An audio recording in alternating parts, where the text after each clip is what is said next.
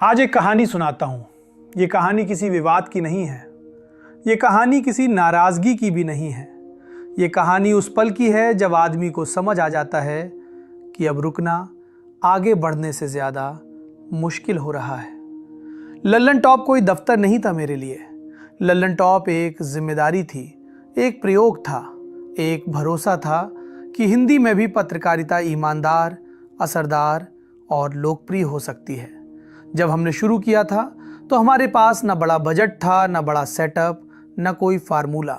बस एक जिद थी कि खबर ऐसे कहेंगे जैसे घर की बैठक में कही जाती है। धीरे धीरे लल्लन टॉप एक प्लेटफॉर्म नहीं रहा, वो एक आदत बन गया, दर्शकों की आदत और हमारी भी। लेकिन जिंदगी यही सिखाती है, हर रिश्ता हमेशा चलने के लिए नहीं होता। कुछ रिश्ते आपको तैयार करने के लिए होते हैं। समझने वाले समझ गए होंगे, ये फैसला किसी एक दिन में नहीं हुआ। ये फैसला कई चुप दिनों में पका, कई रातों में जब काम ठीक चल रहा था पर मन नहीं चल रहा था। कई लोग पूछेंगे, सब ठीक था फिर छोड़ क्यों दिया?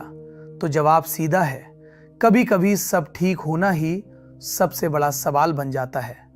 मैं ये नहीं कह रहा कि लल्लन टॉप गलत था, मैं ये भी नहीं कह रहा कि मैं सही था। मैं सिर्फ इतना कह रहा हूं कि अब मेरी यात्रा मुझे कहीं और ले जाना चाहती थी। लल्लन टॉप ने मुझे बहुत कुछ दिया, नाम दिया, पहचान दी और सबसे ज़रूरी आपका भरोसा दिया। और भरोसा ऐसा होता है जिसे छोड़ते वक्त हाथ कांपते हैं। लेकिन अगर आप किसी जगह सिर्फ इसलिए टिके रहें क्योंकि लोग आपको पहचानते हैं तो आप धीरे धीरे खुद को खोने लगते हैं। मैं खुद को नहीं खोना चाहता था। आज भी मैं वही हूं जो सवाल पूछता है, जो सत्ता से असहज रहता है, जो दर्शक को कमजोर नहीं समझता। बस मंच बदलेगा, आवाज वही रहेगी, नीयत वही रहेगी। और अंत में बस इतना कहूंगा, लल्लन टॉप से निकलना पीछे जाना नहीं है, ये आगे बढ़ने का वही साहस है जो पत्रकारिता आपसे मांगती है। आप साथ थे, आप साथ हैं और उम्मीद है आप साथ रहेंगे।